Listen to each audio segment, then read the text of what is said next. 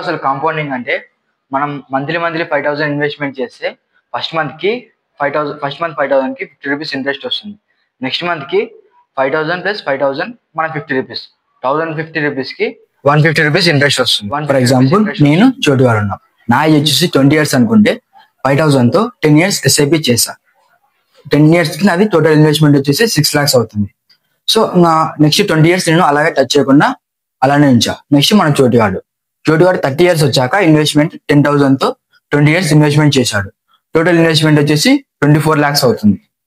After 50 years వచ్చాక మా ఇద్దరికి నా రిటర్న్స్ వచ్చేసి 1,26 lakhs అవుతుంది. చోటుగాడిది 91,000 అవుతుంది. ఎందుకు డిఫరెన్స్ అంటే నాది కాంపౌండింగ్ కి టైం ఉంది, 20 years టైం ఉంటుంది, కానీ చోటుగాడి ఇన్వెస్ట్మెంట్ కి టైం లేదు. ఇక్కడ this is the power of compounding. మనం మనీ మల్టిపుల్ కావడానికి టైం ఇస్తే అది మనీ కాంపౌండ్ అయ్యి మనకి రిటర్న్స్ ఎక్కువ వస్తుంది.